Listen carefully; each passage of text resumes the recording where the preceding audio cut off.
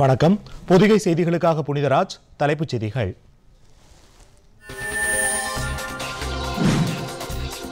Rafale போர் விமான ஒப்பந்தத்தில் முறைகேடு நடைபெறவில்லை என உச்சநீதிமன்றம் தீர்ப்பளித்ததை அடுத்து இது தொடர்பாக நாடாளுமன்ற கூட்டுக்குழு விசாரணை தேவையில்லை, மத்திய அரசு முடிவு.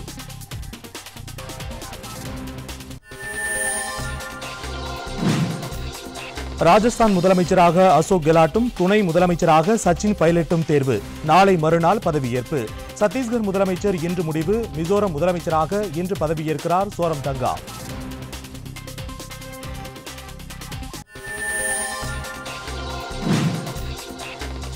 அணை பாதுகாப்பு இலங்கை பிரதமர் பதவியை இன்று ராஜினாமா செய்கிறார் மஹிந்த ராஜபக்சே.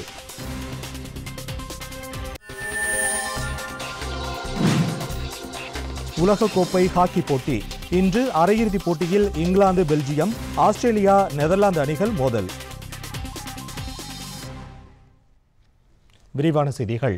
ரஃபேல் போர் விமானம் வாங்கும் மத்திய அரசின் கொள்கை முடிவு சரியானதுதான் என்றும் இதில் முறைகேடு நடைபெற்றதற்கான ஆதாரம் இல்லை என்றும் உச்சநீதிமன்றம் தீர்ப்பளித்திருப்பதை தொடர்ந்து இந்த விவகாரத்தில் நாடாளுமன்ற கூட்டுக்குழு விசாரணை தேவையில்லை என்று மத்திய அரசு கூறியுள்ளது. புதுடில்லியில் நேற்று இது தொடர்பாக கூட்டாக செய்தியாளர்களை சந்தித்த மத்திய அமைச்சர்கள் நிர்மலா சீதாராமன், அருண்ஜேட்லி ஆகியோர் நாட்டின் பாதுகாப்பு முக்கியத்துவம் வாய்ந்த விஷயத்திலும் அரசியல் ஆதாயம் பெறும் வகையிலும் ரஃபேல் ஒப்பந்தம் குறித்து காங்கிரஸ் கட்சி பொய்யான கதைகளை புனைந்தது என்று தெரிவித்தனர். தற்போது உச்சநீதிமன்றம் மூலம் அரசுக்கு எதிரான குற்றச்சாட்டில் உண்மை இல்லை என்பது வெளியிடப்பட்டுள்ளது என்று கூறிய அவர்கள் இந்த விவகாரத்தில் நாடாளுமன்ற கூட்டுக்குழு விசாரணை கிடையாது என்றும் இந்த பிரச்சனை இத்துடன் முடிந்து விட்டது என்றும் குறிப்பிட்டனர். After shortlisting this purchase both in terms of quality and cost, why was it virtually stopped if not abandoned in 2012? Why was national security compromised with? Why was the needs of the Air Force compromised with? The entire imaginary thought process, fiction writing, कि एक आदमी ने तय कर लिया, कोई price negotiation committee नहीं थी, कोई कॉन्ट्रैक्ट नेगोशिएशन कमेटी नहीं थी, कोई डिफेंस एक्विजिशन काउंसिल नहीं थी, कोई कैबिनेट कमेटी ऑन सिक्योरिटी नहीं थी. This was fiction writing which was compromising with national security.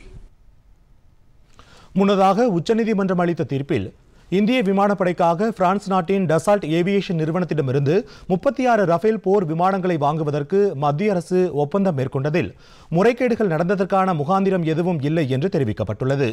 58,000 கோடி ரூபாய் மதிப்பிலான இந்த ஒப்பந்தத்தில் பல்வேறு முறைகேடுகள் நடைபெற்றதாக கூறி தொடரப்பட்ட மனுக்களை உச்சநீதிமன்றம் தள்ளுபடி செய்து உத்தரவிட்டது. தலைமை நீதிபதி ரஞ்சன் கோகாய் தலைமையிலான அமர்வு இந்த விவகாரம் குறித்து சிபிஐ விசாரிக்க உத்தரவிடக் கோரிய மனுக்களையும் தள்ளுபடி செய்து உத்தரவிட்டனர். வணிக ரீதியாக எந்த சலுகையும் அளிக்கப்பட்டதற்கு ஆதாரம் இல்லை எனவும் நீதிபதிகள் தெரிவித்துள்ளனர். ராஜஸ்தான் மாநில முதலமைச்சராக அசோக் கெலாட்டும் துணை முதலமைச்சராக சச்சின் பைலட்டும் தேர்வு செய்யப்பட்டுள்ளனர். ஏற்கனவே 2 முறை அம்மாநில முதலமைச்சராக இருந்த அசோக் கெலாட் அண்மையில் நடந்து முடிந்த சட்டப்பேரவை தேர்தலில் சர்த்தபுரா தொகுதியிலிருந்து தேர்ந்தெடுக்கப்பட்டார். முதலமைச்சராக தேர்வு செய்யப்பட்ட பின்னர் செய்தியாளர்களிடம் பேசிய அவர், சிறந்த நிர்வாகம், இளைஞர்களுக்கு வேலைவாய்ப்பை அதிகரிப்பது, நின்று போன திட்டங்களை தொடர்ந்து அமல்படுத்துவது மற்றும் ராஜஸ்தான் மக்களுக்கு மீண்டும் நல்லாட்சி வழங்க தமக்கு இந்த வாய்ப்பு அளிக்கப்பட்டிருப்பதாக தெரிவித்தார். இதையடுத்து ராஜஸ்தான் மாநில காங்கிரஸ் சட்டப்பேரவை உறுப்பினர்கள் கூட்டத்தில் அசோக் கெலாட் கட்சியின் சட்டமன்ற கட்சி தலைவராக முறைப்படி ஒருமனதாக தேர்ந்தெடுக்கப்பட்டார். சச்சின் பைலட் துணை முதலமைச்சராக தேர்ந்தெடுக்கப்பட்டுள்ளார். இவர்கள் நாளை மறுநாள் ஜெய்ப்பூரில் நடைபெறும் விழாவில் பதவியேற்க உள்ளனர். இதற்கிடையே மத்திய பிரதேச மாநிலத்தில் முதலமைச்சராக தேர்ந்தெடுக்கப்பட்டுள்ள காங்கிரஸ் மூத்த தலைவர் கமல்நாத்தும் நாளை மறுநாள் பதவியேற்க உள்ளார். அண்மையில் நடைபெற்ற சட்டமன்ற தேர்தலில் ராஜஸ்தான், மத்திய பிரதேசம், சத்தீஸ்கர் மாநிலங்களில் காங்கிரஸ் கட்சி வெற்றி பெற்றது. சத்தீஸ்கர் மாநிலத்தில் முதலமைச்சர் யார் என்பதை காங்கிரஸ் கட்சி இன்று தேர்ந்தெடுத்து அறிவிக்கும் என்று எதிர்பார்க்கப்படுகிறது. காங்கிரஸ் தலைவர் ராகுல் காந்தி தலைமையில் புதுடில்லியில் நேற்று நடைபெற்ற ஆலோசனைக் கூட்டத்தில் முதலமைச்சர் பதவிக்கான போட்டியில் உள்ள TS சிங் தியோ, புபேஷ் பகல், சரண்தாஸ் மகந்த், தம்ரத்வாஜ் சாஹூ ஆகியோர் கலந்து கொண்டனர். இவர்களில் யாரை முதலமைச்சராக தேர்ந்தெடுப்பது என்பது பற்றி காங்கிரஸ் கட்சி இன்று முடிவெடுக்கும் என்று அக்கட்சியின் சத்தீஸ்கர் மாநிலத்திற்கான மேலிட பார்வையாளர் மல்லிகார்ஜுன கார்கே தெரிவித்துள்ளார்.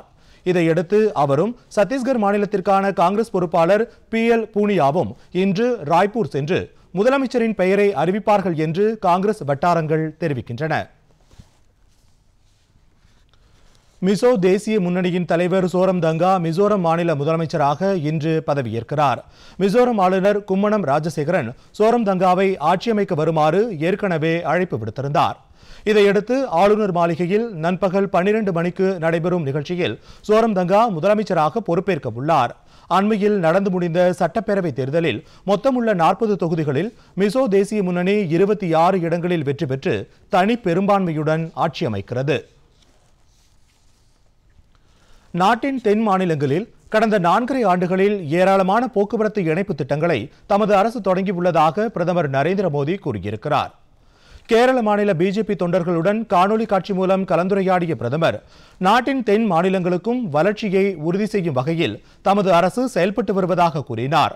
நடப்பாண்டில் கேரள மாநிலத்தில் மட்டும் சுமார் 3500 கோடி ரூபாய் மதிப்பில் 19 தேசிய நெடுஞ்சாலை திட்டங்கள் செயல்படுத்தப்பட்டுள்ளது என்றும் அவர் குறிப்பிட்டார்.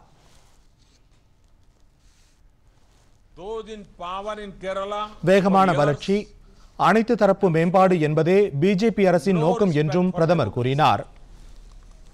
They have made every effort to silence the voice of the BJP Karyakartas and the voice of the people of Kerala. Despite the brutal killing of several BJP Karyakartas, the state governments have failed to perform their duty and punish the guilty. Despite such a tough times of our Karyakartas, they are doing great work.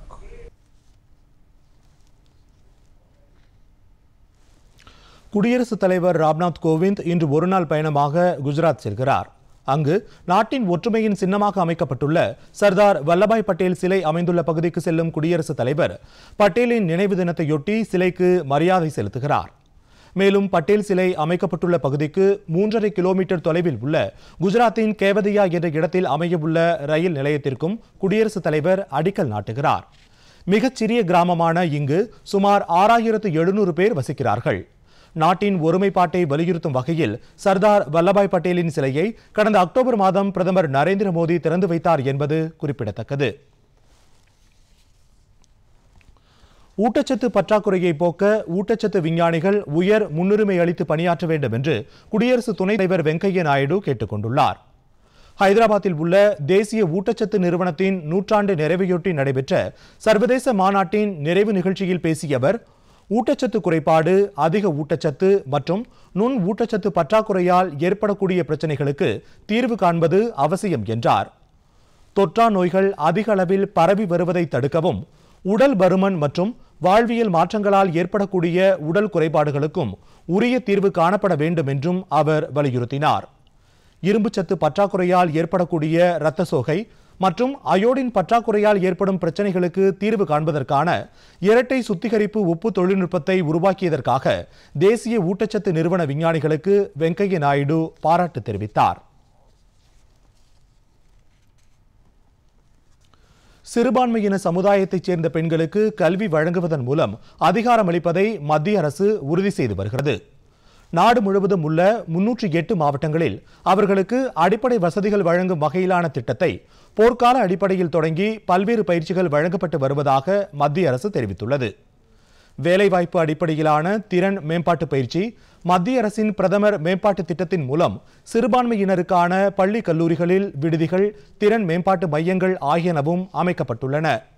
இந்த திட்டத்தின் மூலம் சிறுபான்மையின மக்கள் முன்னேற்றம் அடைவதுடன் அவர்களையும் உள்ளடக்கிய வளர்ச்சியை உறுதி செய்ய மத்திய அரசு தீவிர நடவடிக்கை எடுத்துள்ளது. அறிவோம் சம்பாதிப்போம், பயிற்சியாளர், ஏழ்மை அகற்றும் திறன் மேம்பாட்டு திட்டம் போன்ற திட்டங்கள் சிறுபான்மையின பெண்களின் அதிகாரமளித்தலை உறுதி செய்கின்றன. கடந்த 4 ஆண்டுகளில் மக்கள் மேம்பாட்டு திட்டத்தின் கீழ் 16 கல்லூரிகள், 1992 பள்ளி கட்டிடங்கள், 37,000 கூடுதல் வகுப்பறைகள், 1100 விடுதிகள் கட்டிக் கொடுக்கப்பட்டுள்ளன. நாடு முழுவதும் பல்வேறு மாநிலங்களிலும் சிறுபான்மையினரின் நலன்களை கருத்தில் கொண்டு உலகத்தரம் வாய்ந்த கல்வி நிறுவனங்களிலும் அவர்களுக்கு பயிற்சிகள் வழங்கப்படுவதாக மத்திய அரசு தெரிவித்துள்ளது.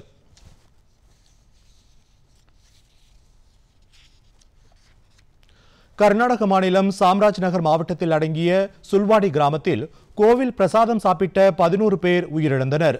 80க்கும் அதிகமானோர் உடல்நலம் பாதிக்கப்பட்டு மருத்துவமனையில் அனுமதிக்கப்பட்டுள்ளனர். சுல்வாடி கிராமத்தில் உள்ள மாரம்மா கோவிலில் கோபுர கட்டுமான பணிக்கான அடிக்கல் நாட்டு விழாவில் ஏராளமானோர் கலந்து கொண்டனர். அப்போது அங்கு கூடியிருந்தவர்களுக்கு பிரசாதமாக தயிர் சாதம் வழங்கப்பட்டது. இதனை சாப்பிட்ட பலருக்கும் வாந்தி மயக்கம் ஏற்பட்டது. அவர்கள் அனைவரும் கொள்ளைக்கால் அரசு மருத்துவமனை மற்றும் மைசூரில் உள்ள தனியார் மருத்துவமனைகளில் அனுமதிக்கப்பட்டனர். எனினும் 11 பேர் சிகிச்சை பலனின்றி உயிரிழந்ததாகவும் 80க்கும் மேற்பட்டோர் சிகிச்சை பெற்று வருவதாகவும் காவல்துறை அதிகாரி ஒருவர் தெரிவித்துள்ளார். இந்த சம்பவம் குறித்து விசாரணை நடைபெற்று வருவதாகவும் அவர் மேலும் தெரிவித்தார்.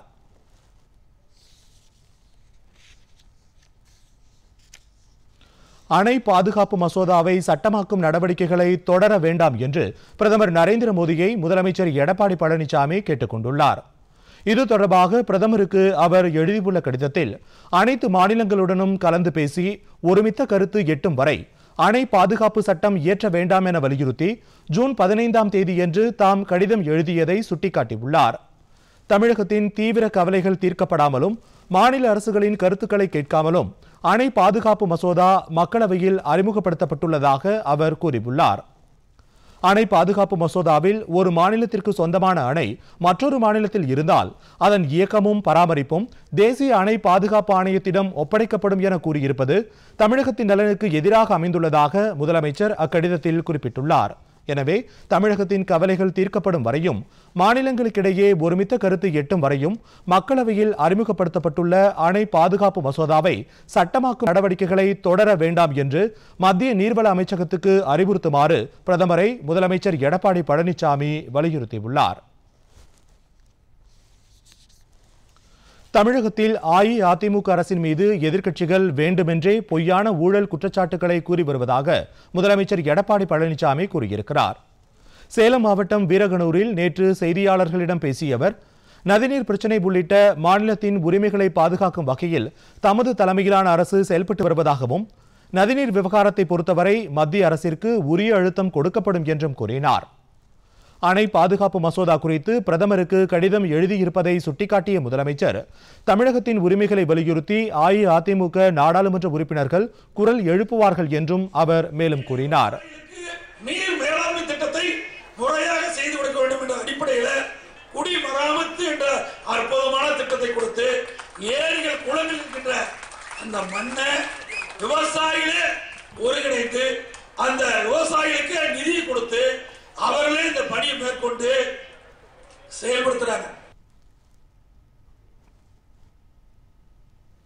காவிரி விவகாரத்தில் தமிழக முதல்வர் மற்றும் அரசியல் கட்சி தலைவர்கள் பேச்சுவார்த்தைக்கு முன்வர வேண்டும் என்று கர்நாடக மாநில முதலமைச்சர் குமாரசாமி கேட்டுக் கொண்டுள்ளார். சென்னை விமான நிலையத்தில் செய்தியாளர்களிடம் பேசிய அவர் 125 ஆண்டுகால காவிரி நதிநீர் பிரச்சினையை பேசி தீர்க்க வேண்டும் என்றும் இதற்கு சட்ட ரீதியாக தீர்வு ஏற்படாது என்றும் தெரிவித்திருக்கிறார். மேகதாதுவில் அணை கட்டினால் மின்சாரம் எடுக்கவும் அதைத் தொடர்ந்து கர்நாடகாவில் உள்ள 4 முதல் 5000 ஏக்கர் நிலங்கள் பாசன வசதியை தாண்டி அங்கு தேக்கி வைக்கப்படும் தண்ணீர் தமிழக விவசாயிகளுக்கும் பயனளிக்கும் என்றார். எனவே தமிழக அரசும் விவசாயிகளும் இந்த அணை கட்டுவதற்கு முழு ஒத்துழைப்பு வழங்க வேண்டும் என்றும் அவர் கேட்டுக்கொண்டார். இதேபோல் மேகதாது அணை குறித்து கர்நாடக அரசு தமிழக அரசுடன் பேச்சுவார்த்தை நடத்த வேண்டும் என்று கர்நாடக முன்னாள் முதலமைச்சர் எடியூரப்பா கூறியிருக்கிறார். சென்னையில் செய்தியாளர்களிடம் பேசிய அவர், மேகதாது அணை தொடர்பான திட்ட அறிக்கை தயாரிப்பதற்கு தடை விதிக்க உச்சநீதிமன்றம் மறுத்துவிட்டதை அவர் சுட்டிக்காட்டினார். அடுத்து சில முக்கிய செய்திகளை விரைவு செய்திகளாக பார்ப்போம். நாட்டின் பொருளாதார விஷயங்கள் குறித்து விவாதிப்பதற்காக மும்பையில் இந்திய ரிசர்வ் வங்கியின் வாரிய கூட்டம் நேற்று நடைபெற்றது. இந்திய ரிசர்வ் வங்கியின் ஆளுநராக குறிப்பு தெரிவிக்கிறது. பிரபல ஆங்கில எழுத்தாளர் அமிதாப் கோஷுக்கு இந்த ஆண்டிற்கான ஞானபீட விருது அறிவிக்கப்பட்டுள்ளது. முதல் முறையாக ஆங்கில மொழிக்காக இந்த விருது வழங்கப்படுகிறது. ஆங்கில இலக்கியத்திற்கு அவர் ஆற்றிய அளப்பரிய பணிகளை பாராட்டும் வகையிலும் அவரது நாவல்கள் வரலாற்று சிறப்புமிக்கதாகவும் சமூக கண்ணோட்டத்துடனும் இருப்பதை கௌரவிக்கும் வகையிலும் அவருக்கு இந்த விருது வழங்கப்படுவதாக ஞானபீட விருது தேர்வுக்குழு தெரிவித்துள்ளது. ராஃபேல் போர் விமான ஒப்பந்தத்தில் முறைகேடு நடைபெறவில்லை என உச்சநீதிமன்றம் தீர்ப்பளித்திருப்பதற்கு பிரான்ஸ் நாட்டின் டசூ விமான நிறுவனம் வரவேற்பு தெரிவித்துள்ளது. எனவே இது தொடர்பான எந்தவொரு விசாரணையும் தேவையில்லை என்று அந்த நிறுவனம் தெரிவித்துள்ளது. இந்தியாவுக்கு 36 ரஃபேல் ரக விமானங்களை வழங்க சுமார் 58,000 கோடி ரூபாய் அளவிலான ஒப்பந்தத்தை டசூ விமான போக்குவரத்து நிறுவனம் செய்து கொண்டுள்ளது. ராஃபேல் போர் விமான ஒப்பந்தத்தில் மத்திய பிஜேபி அரசின் மீது தவறு ஏதும் இல்லை என்று உச்சநீதிமன்றம் தீர்ப்பளித்திருப்பதன் மூலம் காங்கிரஸ் கட்சி மத்திய அரசுக்கு எதிரான தவறான குற்றச்சாட்டை தெரிவித்து வந்தது நிரூபணமாகியிருப்பதாக தமிழக பிஜேபி தலைவர் தமிழிசை சவுந்தரராஜன் கூறியிருக்கிறார். சென்னையில் செய்தியாளர்களிடம் பேசிய அவர், நாட்டின் பாதுகாப்பு தொடர்பான இந்த ஒப்பந்தத்தில் பிரச்சினையை ஏற்படுத்தி பாதுகாப்பையே காங்கிரஸ் கேள்விக்குறியாக்கியதாக கூறினார். எனவே காங்கிரஸ் கட்சி இந்த விவகாரத்தில் மன்னிப்பு கேட்க வேண்டும் என்பதோடு அந்த கட்சியுடன் இணைந்து மத்திய அரசை குறை கூறும் மற்ற கட்சிகளும் மன்னிப்பு கேட்க வேண்டும் என்றும் தமிழிசை வலியுறுத்தினார். ஜம்மு காஷ்மீர் மாநிலத்தில் சுற்றுலாவை மேம்படுத்தும் வகையில் ஜம்மு ஸ்ரீநகரில் விமானங்கள் இயக்கப்படும் நேரம் அடுத்த மாதம் 1 தேதியிலிருந்து நீட்டிக்கப்படுகிறது. நாட்டின் இதர பகுதிகளுடனான இணைப்பை மேம்படுத்தும் வகையில் இந்த கால நீட்டிப்பு செய்யப்பட்டுள்ளதாக மத்திய விமான போக்குவரத்து துறை முதன்மை செயலாளர் ரோஹித் கன்சால் தெரிவித்துள்ளார். அதன்படி ஜம்மு விமான நிலையத்தில் காலை 8 மணி முதல் இரவு 9 மணி வரையிலும், ஸ்ரீநகர் விமான நிலையத்தில் காலை 8 மணி முதல் இரவு 8 மணி வரையிலும் விமான சேவைகள் இயக்கப்படும் என்றும் அதற்கு ஏதுவாக சம்பந்தப்பட்ட விமான நிலைய உயர் அதிகாரிகள் அறிவுறுத்தப்பட்டுள்ளதாகவும் அவர் கூறினார். திருவாரூர் மாவட்டத்தில் கஜா புயலால் பாதிக்கப்பட்ட 42,000 குடும்பங்களுக்கு 20 கோடி ரூபாய் நிவாரண உதவித்தொகை வங்கிகள் மூலம் வழங்கப்பட்டிருப்பதாக மாநில உணவுத்துறை அமைச்சர் காமராஜ் தெரிவித்துள்ளார். தென்பாதி, ஏத்தக்குடி உள்ளிட்ட கிராமங்களில் பாதிக்கப்பட்டவர்களுக்கு அரசின் நிவாரணப் பொருட்களை வழங்கி பேசினார். புயல் பாதிக்கப்பட்ட பகுதிகளில் மின்கம்பங்கள் சீரமைக்கும் பணிகளை விரைந்து முடிக்க அலுவலர்களுக்கு அமைச்சர் அறிவுறுத்தினார். இன்னும் 1 வாரத்திற்குள் அனைத்து பகுதிகளுக்கும் மின் இணைப்பு வழங்கப்பட்டுவிடும் என்று அவர் கூறினார். தமிழகத்தில் மக்கள் நலனுக்காக செயல்படுத்தப்பட்டு வரும் திட்டங்களை இணையம் மூலமாக பெறுவதற்கு மாநிலம் முழுவதும் ஊரக பகுதிகளில் 12,524 ஊராட்சிகளும் கண்ணாடி இழைகள் மூலம் இணைக்கப்படும் என்று மாநில தகவல் தொழில்நுட்பத்துறை அமைச்சர் மணிகண்டன் தெரிவித்தார்.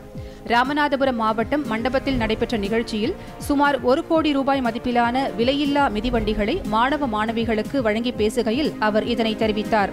நாட்டிலேயே தமிழகத்தில்தான் மாணவ மாணவிகள் பயன்பெறும் வகையில் இதுபோன்ற பல்வேறு திட்டங்கள் செயல்படுத்தப்பட்டு வருவதாக அவர் கூறினார்.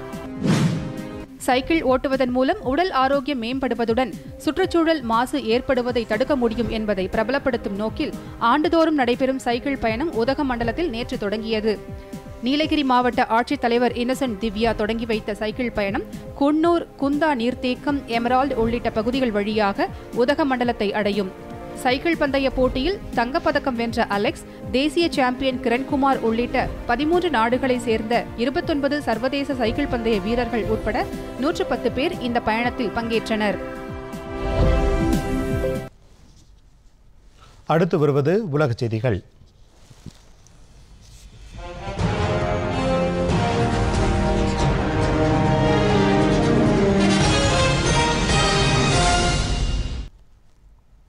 பாகிஸ்தானின் பலுசிஸ்தான் மாகாணத்தில் ராணுவத்தினர் சென்ற வாகனத்தை குறிவைத்து தீவிரவாதிகள் நடத்திய வெடிகுண்டு தாக்குதலில் 6 ராணுவ வீரர்கள் உயிரிழந்தனர். தர்பாத் மாவட்டம் குச் என்ற இடத்தில் வழக்கமான ரோந்து பணிக்காக ராணுவத்தினர் சென்றபோது இந்த தாக்குதல் நடத்தப்பட்டதாக ராணுவத்தினர் தெரிவித்துள்ளனர். இதில் ராணுவத்தினர் 6 பேர் சம்பவ இடத்திலேயே உயிரிழந்ததாக பாகிஸ்தான் ராணுவம் வெளியிட்ட அறிக்கை தெரிவிக்கிறது. அதே பகுதியில் நிகழ்ந்த மற்றொரு சம்பவத்தில் பாகிஸ்தான் ராணுவத்தினர் நடத்திய தாக்குதலில் 4 தீவிரவாதிகள் கொல்லப்பட்டனர். தீவிரவாதிகள் பதுங்கி இருப்பதாக கிடைத்த தகவலின் பேரில் ராணுவத்தினர் அங்கு சென்று தாக்குதல் நடத்தியதில் அவர்கள் கொல்லப்பட்டதாக பாகிஸ்தான் ராணுவ வட்டாரங்கள் தெரிவிக்கின்றன.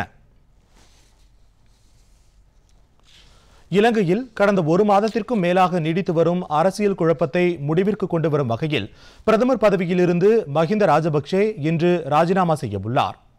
இலங்கையில் புதிய அரசு பதவியேற்க ஏதுவாக பிரதமர் பதவியிலிருந்து அவர் ராஜினாமா செய்ய இருப்பதாக அவரது மகன் நமல் ராஜபக்சே தெரிவித்துள்ளார். மஹிந்த ராஜபக்சே பதவி விலகுவதுடன் அது பற்றி நாட்டு மக்களிடம் உரையாற்ற இருப்பதாகவும் நமல் ராஜபக்சே கூறியுள்ளார். எனினும் அதிபர் சிறிசேனா தலைமையிலான கூட்டணியில் ராஜபக்சே கட்சி தொடர்ந்து பணியாற்றும் என்றும் அவர் தெரிவித்தார். ராஜபக்சேவை பிரதமராக நியமித்து அதிபர் சிறிசேனா பிறப்பித்த உத்தரவும் நாடாளுமன்றம் கலைக்கப்பட்டதும் செல்லாது என்று அந்நாட்டு உச்சநீதிமன்றம் கடந்த 2 தினங்களுக்கு முன்பு தீர்ப்பளித்ததை தொடர்ந்து ராஜபக்சே பதவி விலக உள்ளார். இதனிடையே இலங்கையின் புதிய பிரதமரை நாளை மறுநாள் நியமிக்க இருப்பதாகவும் ரணில் விக்ரமசிங்கேவை மீண்டும் நியமிக்கப் போவதில்லை என்றும் அதிபர் சிறிசேனா திட்டவட்டமாக கூறியிருக்கிறார். சீனாவில் கைது செய்யப்பட்ட கனடா நாட்டின் முன்னாள் தூதரை அந்நாட்டு தூதர் பெய்ஜிங்கில் நேற்று சந்தித்தார். சீனாவிற்கும் கனடாவிற்கும் இடையே வர்த்தகம் உள்ளிட்ட பல்வேறு விஷயங்களில் மோதல் நீடித்து வரும் நிலையில் சீனாவில் கனடா நாட்டின் முன்னாள் தூதர் கைது செய்யப்பட்டார். கைது செய்யப்பட்ட தூதரை கனடா அதிகாரிகள் சந்திப்பதற்கு முதல் முறையாக அனுமதி வழங்கப்பட்டுள்ளது. கடந்த சில நாட்களுக்கு முன்பு கனடாவின் முன்னாள் தூதர் மைக்கேல் கோவ்ரிக், கனடா நாட்டின் மற்றொருவரான மைக்கேல் ஸ்பாபர் ஆகியோரை சீனா கைது செய்தது. சீன தகவல் தொழில்நுட்ப நிர்வாகி கைது செய்யப்பட்டதற்கு பதில் நடவடிக்கையாக இந்த கைது அமைந்தது. இந்நிலையில் கனடா நாட்டின் வெளியுறவு அமைச்சகம் வெளியிட்ட தகவலில் கனடா தூதர் ஜான் மெக்கல்லம் பெய்ஜிங் சென்று கைது செய்யப்பட்ட முன்னாள் தூதரை சந்தித்ததாக தெரிவிக்கப்பட்டுள்ளது.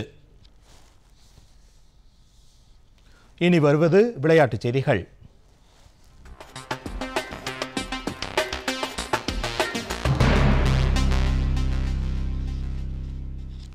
ஆஸ்திரேலியாவின் பெர்த்தில் நடைபெறும் இந்தியாவிற்கு எதிரான 2வது டெஸ்ட் கிரிக்கெட் போட்டியில் ஆஸ்திரேலிய அணி நேற்றைய முதல் நாள் ஆட்டநேர இறுதியில் 6 விக்கெட் இழப்பிற்கு 277 ரன்கள் எடுத்துள்ளது.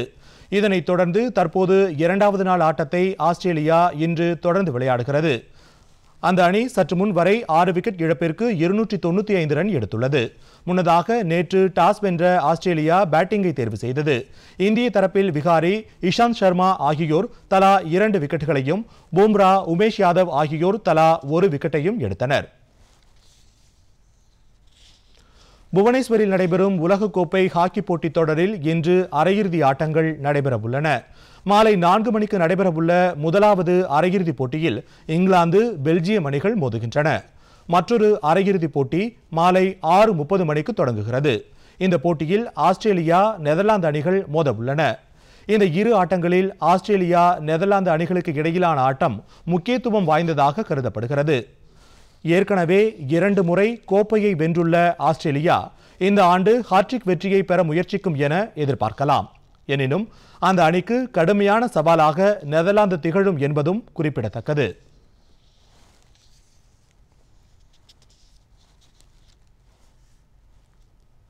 இனி வருவது வானிலை.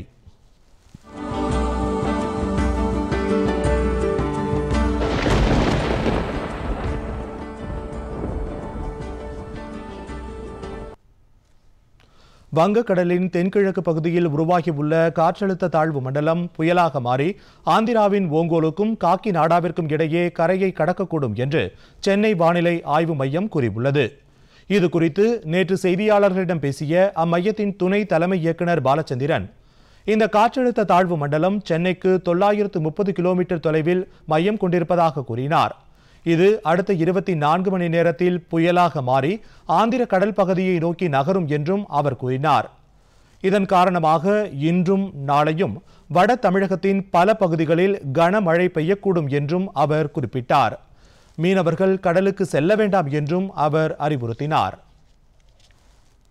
தென்கிழக்கு வங்கக்கடல் பகுதியில் நிலவி வந்த காற்றழுத்த தாழ்வு மண்டலம் வலுப்பெற்று ஆழ்ந்த காற்றழுத்த தாழ்வு மண்டலமாக டீப் டிப்ரெஷனாக தற்பொழுது சென்னைக்கு தென்கிழக்கே சுமார் 930 கிலோமீட்டர் தூரத்திலும், மசூலிப்பட்டினத்திற்கு தென்கிழக்கே சுமார் 1070 கிலோமீட்டர் தூரத்திலும் நிலை கொண்டுள்ளது. அடுத்த வரும் 24 மணி நேரத்தில் புயலாக வலுப்பெற்று ஆந்திர கரையின் ஓங்கோலுக்கும் காக்கிநாடாவுக்கும் இடையே டிசம்பர் மாதம் 17ஆம் தேதி கரையை கடக்கக்கூடும் என்று எதிர்பார்க்கப்படுகிறது. வட தமிழகத்தின் கடலோர மாவட்டங்களில் ஒரு சில இடங்களில் மழை பெய்யக்கூடும், ஓரிரு இடங்களில் கனமழை பெய்யக்கூடும். தென்மேற்கு வங்கக்கடல் மற்றும் அதை ஒட்டியுள்ள மத்திய மேற்கு வங்கக்கடல் டிசம்பர் 15, 16 ஆகிய தேதிகளில் கொந்தளிப்புடன் காணப்படுவதால் மீனவர்கள் இந்த கடற்பகுதிகளுக்கு டிசம்பர் 15, 16 தேதியில் செல்ல வேண்டாம் என்று அறிவுறுத்தப்படுகிறார்கள். அமெரிக்காவின் நியூயார்க் நகரில் முதலாவது குளிர்கால ஒளி திருவிழா வண்ண விளக்குகளுடன் தொடங்கியுள்ளது.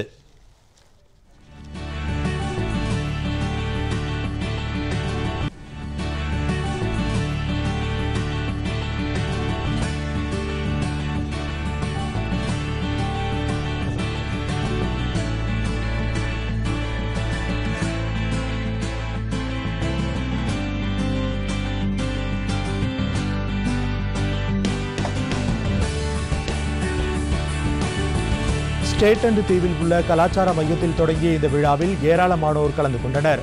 பாரம்பரிய சீன கலைஞர்களின் சிங்கம் போன்ற நடனம், கலை கண்காட்சிகள், பிரபல நிறுவனங்களின் LED விளக்குகளுடன் ஒளிமயமாக இந்த விழா நடைபெறும். கடலுக்கு அடியில் உள்ள தீவுகள் போன்ற காட்சிகளும் இடம்பெற்றுள்ளன. 27 நாட்கள் இந்த விழா நடைபெறவுள்ளது.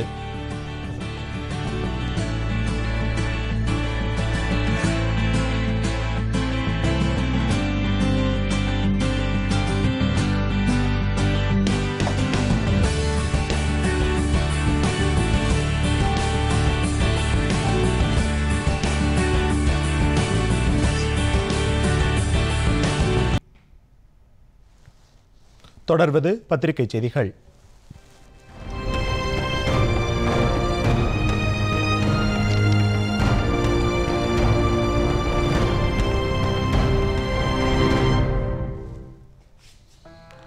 சென்னை சேலம் இடையேயான 8 வழி சாலைக்கு எதிரான வழக்குகளின் தீர்ப்பு தள்ளி வைப்பு.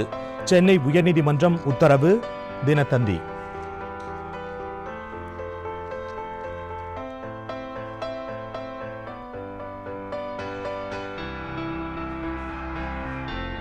பிரதம மந்திரியின் செல்வ மகள் சேமிப்பு திட்டம் 4 லட்சம் கணக்குகளை தொடங்க இலக்கு. சென்னை மண்டல தபால் துறை இயக்குநர் தகவல். தினமணி.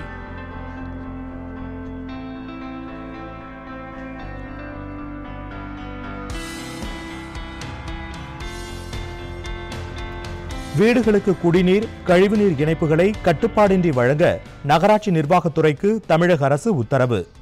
தினமலர்.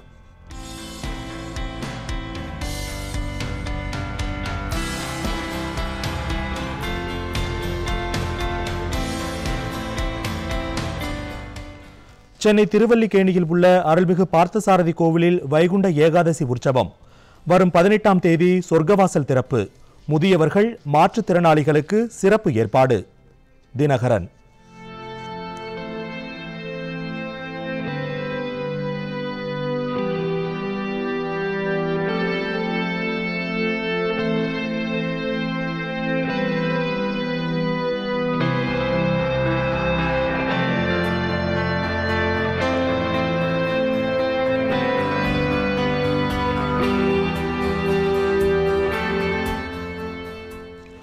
சென்னையை அடுத்த மாமல்லபுரத்தில் பல்வேறு மாநிலங்களின் பாரம்பரிய கலை நிகழ்ச்சிகள் அரங்கேறும் நாட்டிய விழா கடற்கரை கோவில் வளாகத்தில் வரும் 23ஆம் தேதி தொடங்குகிறது. தீக்கதிர்.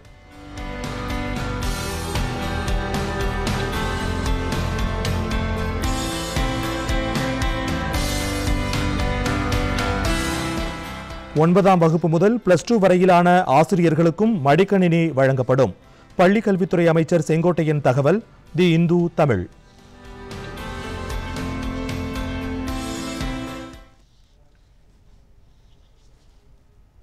மீண்டும் தலைப்புச் செய்திகள். ரஃபேல் போர் விமான ஒப்பந்தத்தில் முறைகேடு நடைபெறவில்லை என உச்சநீதிமன்றம் தீர்ப்பளித்ததை அடுத்து இது தொடர்பாக நாடாளுமன்ற கூட்டுக்குழு விசாரணை தேவையில்லை, மத்திய அரசு முடிவு.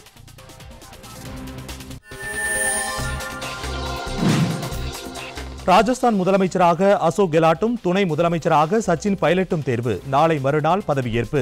சத்தீஸ்கர் முதலமைச்சர் இன்று முடிவு. மிசோரம் முதலமைச்சராக இன்று பதவியேற்கிறார் சோரம்தங்கா.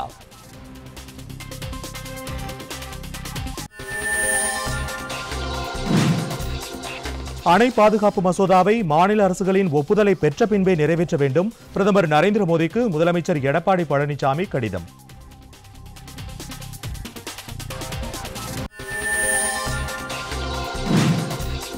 இந்த ஆண்டிற்கான ஞானபீட விருது அறிவிப்பு.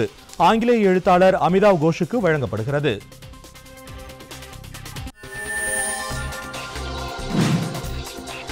இலங்கை பிரதமர் பதவியை இன்று ராஜினாமா செய்கிறார் மஹிந்த ராஜபக்சே.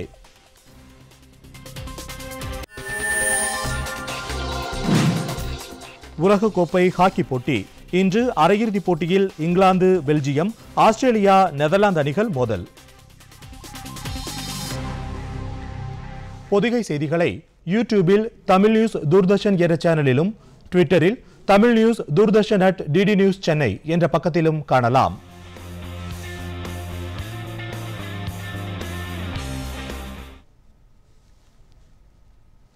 இத்துடன் செய்திகள் நிறைவடைந்தன. மீண்டும் செய்திகள் பகல் 12 மணிக்கு. வணக்கம்.